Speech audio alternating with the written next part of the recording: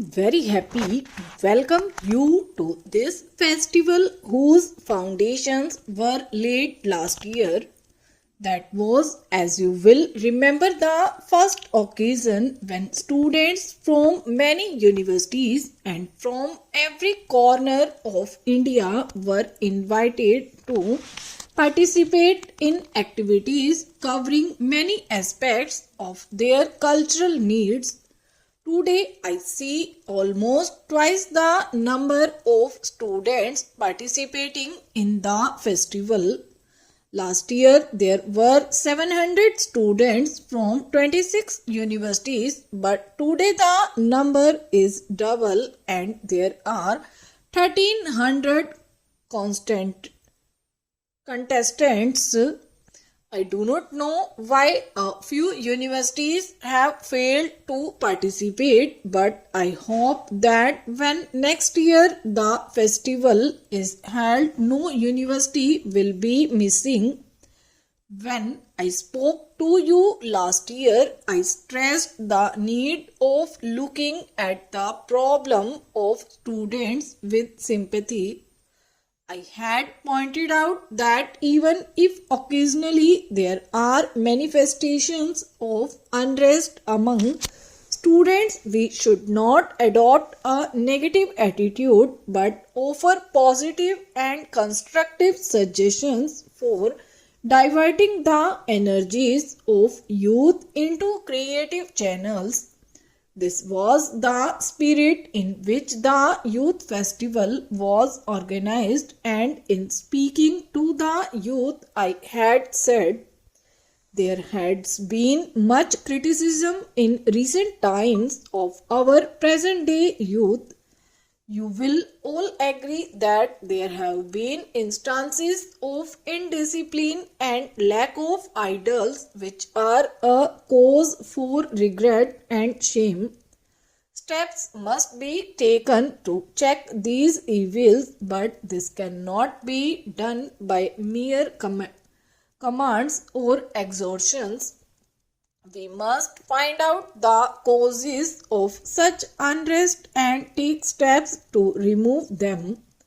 I am convinced that if the young are at times restless and turbulent, it is not due to any intrinsic defect in them.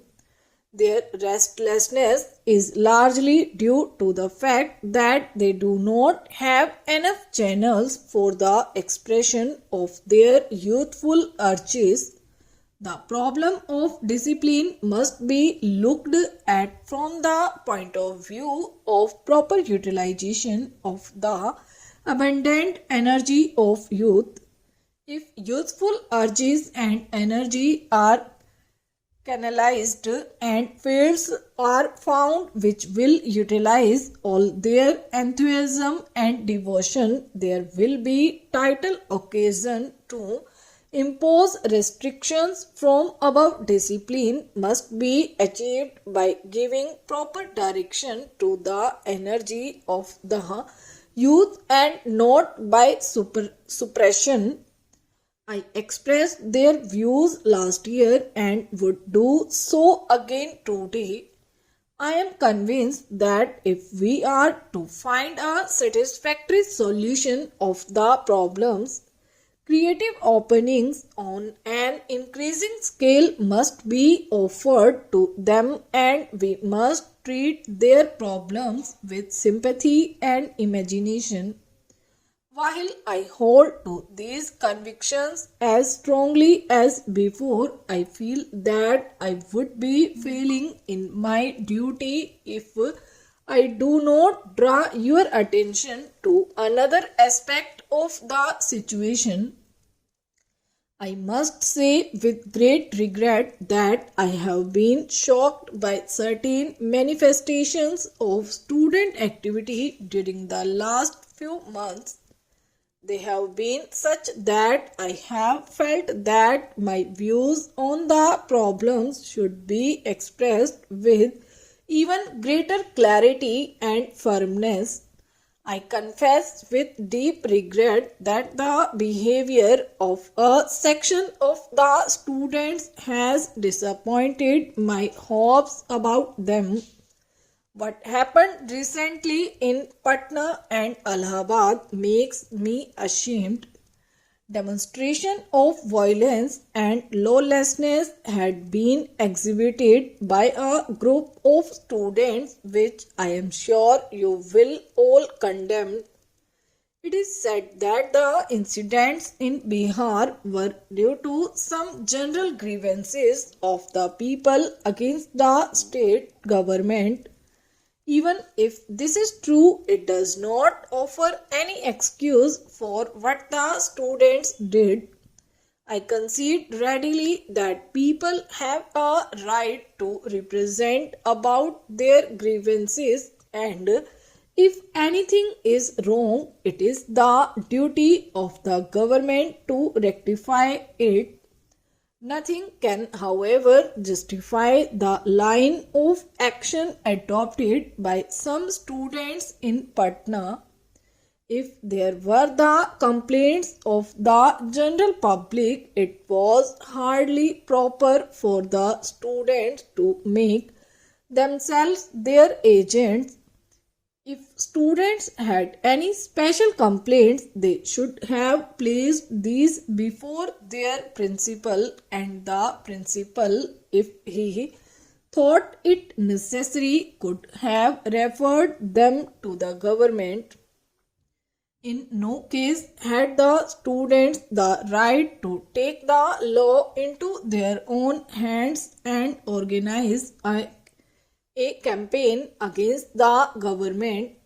Their action led to general hooliganism and violence, a conduct totally unworthy of the students. Even if they had a just cause, they spoiled it by the mode of action they chose. In Allahabad, a group of students behaved in a most objectionable manner during the convocation. A committee was appointed to look into the affair, and some students were punished on the report of the committee. This led to a fresh outburst and the formation of an action committee and hunger strike by a group of students. I should like all of you to think carefully what are the consequences of this type of activity. There seems to be a uniform pattern of action everywhere. There are a few complaints against the university authorities or the government. A demand is then made and opposition to the university or government built up. An action committee is formed with the result. Stop.